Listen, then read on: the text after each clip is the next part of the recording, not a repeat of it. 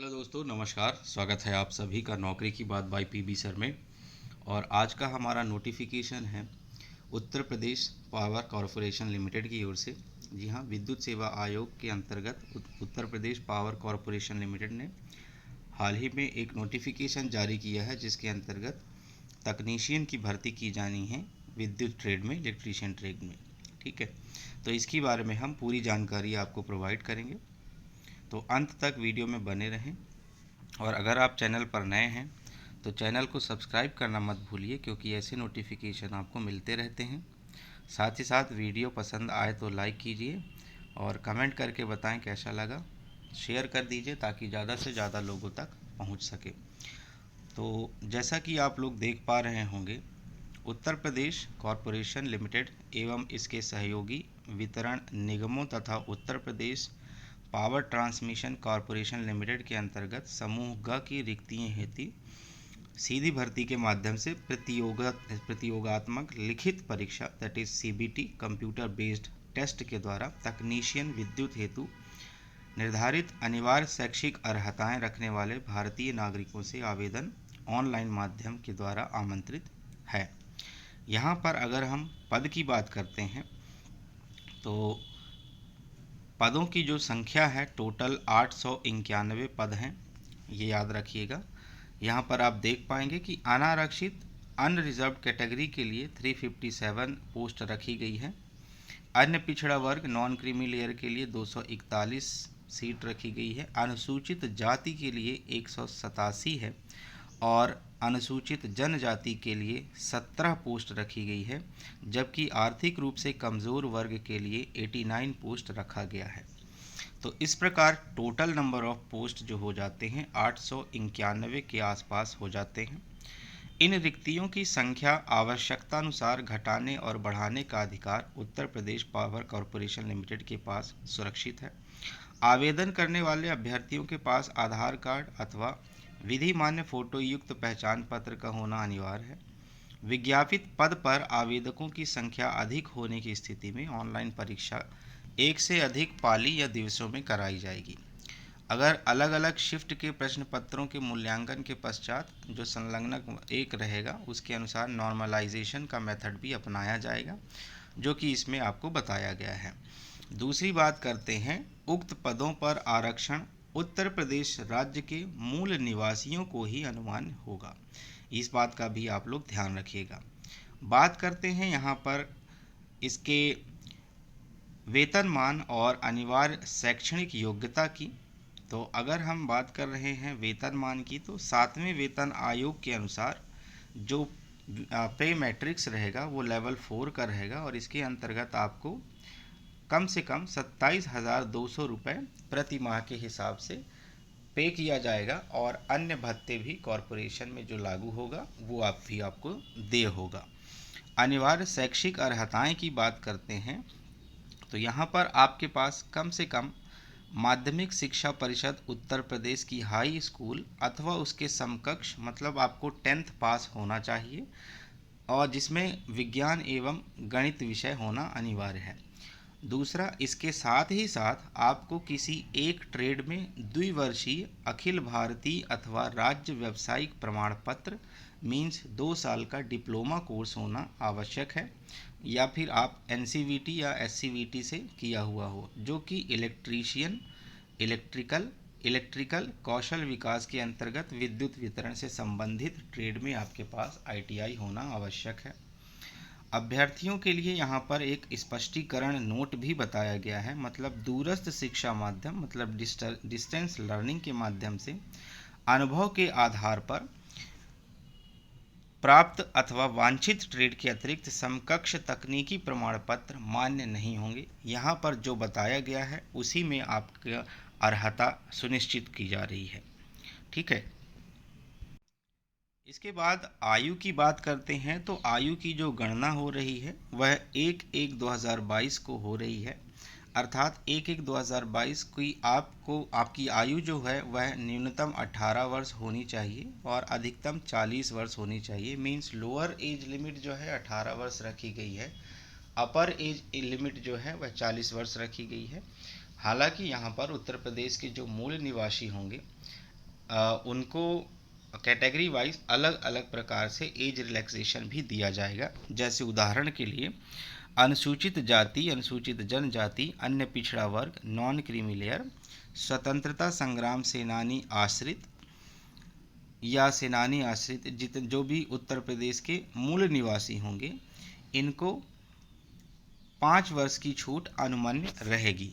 इसके अतिरिक्त और भी इसमें जैसे कि भूतपूर्व सैनिक की बात करते हैं, तो जैसे उत्तर प्रदेश के शासनादेश में परिभाषित है, जिन्होंने सेना में कम से कम 5 वर्ष की सेवा दी हो, तो उनके द्वारा सेना में की गई पूर्ण वर्षों की सेवा की अवधि में 3 वर्ष जोड़े जाएंगे और इस प्रकार आयु सीमा में 15 वर्ष तक की छूट रहेगी।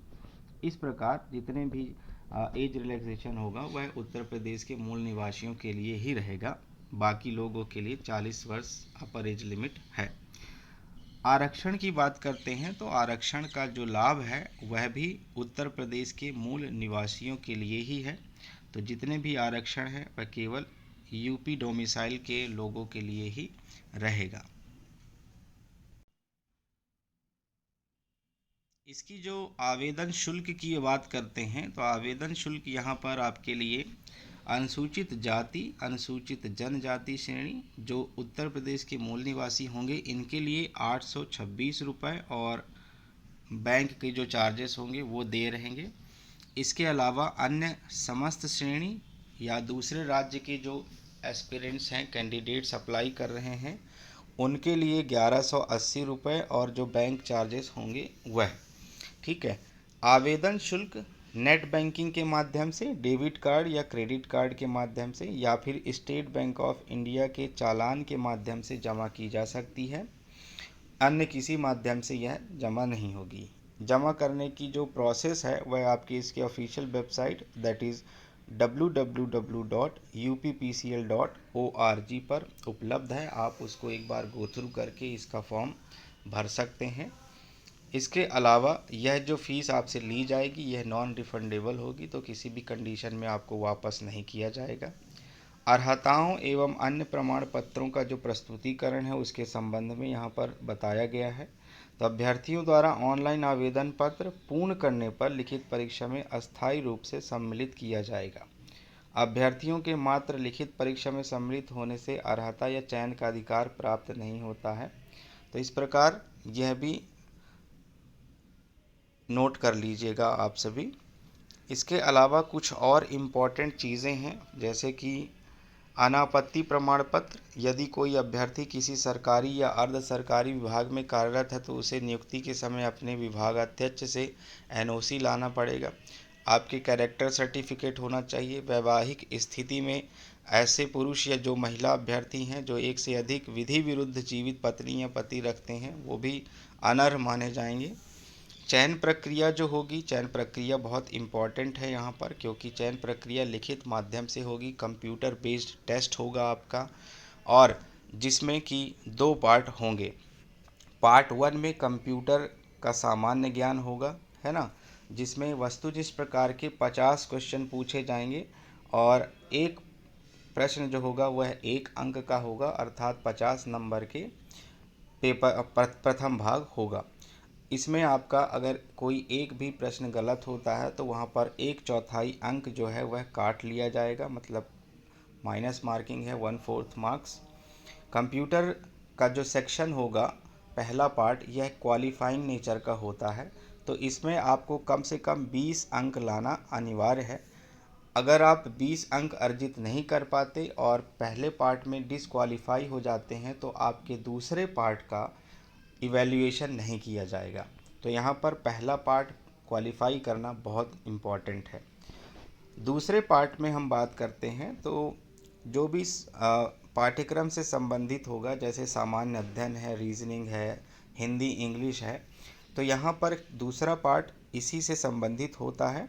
और यहाँ पर टोटल नंबर ऑफ जो क्वेश्चन होते हैं वह 200 होते हैं और इसकी जो मैक्सिमम मार्क्स होते हैं वह भी 200 होते हैं, ठीक है। तो इसमें 4 सेक्शन को रखा जाता है। 4 सेक्शन जैसे कि आप देख पाएंगे, पहला सेक्शन है सामान्य अध्ययन का, उसके बाद दूसरा सेक्शन है सामान्य हिंदी हाई स्कूल स्तर का, तीसरा सेक्शन है सामान्य अंग्रेजी हाई स्कूल स्तर का, और चौथा सेक्शन है तकनीकी विषय ज्ञान। ठीक है। सामान्य अध्ययन एवं तार्किक ज्ञान की जो प्रश्नों की संख्या होगी वह 20 होगी, और इसके मैक्सिमम मार्क्स भी 20 होंगे। सामान्य हिंदी के 15 क्वेश्चन होंगे 15 नंबर के। सामान्य अंग्रेजी के 15 नंबर होंगे, 15 क्वेश्चन होंगे 15 नंबर के। और तकनीकी विषय ज्ञान जो आपका आईटीआई से रिलेटेड डिप्लोमा कोर्स या आपका ट्रेड है उससे रिलेटेड होगा, तो 150 क्वेश्चन होंगे 150 नंबर के। तो इस प्रकार कुल 200 क्वेश्चन 200 नंबर के रहेंगे। यहाँ पर आपके लिए नोट भी बताया गया है कि आपको कम से कम दूसरे पार्ट में 33.5% अंक प्राप्त करना अनिवार्य होगा। अगर किसी भी अभ्यर्थी का 67 अंक से कम अंक आता है तो वह चयन प्रक्रिया से बाहर हो जाएगा। परीक्षा सेंटर की बात करते हैं तो यहाँ पर परीक्षा सेंटर लखनऊ, वाराणसी, मेरठ, आगरा और कानपुर में होगी। यह हालांकि इसमें कोई अगर बदलाव होता है तो वह इसकी ऑफिशियल वेबसाइट से आपको पता लग जाएगा। अब बात आती है आवेदन कैसे करें, तो सबसे पहले इस कॉरपोरेशन की ऑफिशियल वेबसाइट www.uppcl.org पर जाएंगे। वहाँ पर आपको अप्लाई ऑनलाइन पर क्लिक करना है, और उसके बाद फिर against advertisement number 10/VSA/2022 technician electrical for the post of technician electrical पर क्लिक करना है, और नया पेज खुलेगा तो उसमें लिखा होगा हाउ टू अप्लाई। इस पर जाएंगे तो फिर उसको पूरा निर्देश पढ़ेंगे, और निर्देश पढ़ने के बाद अपना फॉर्म पूरा फिलअप करेंगे।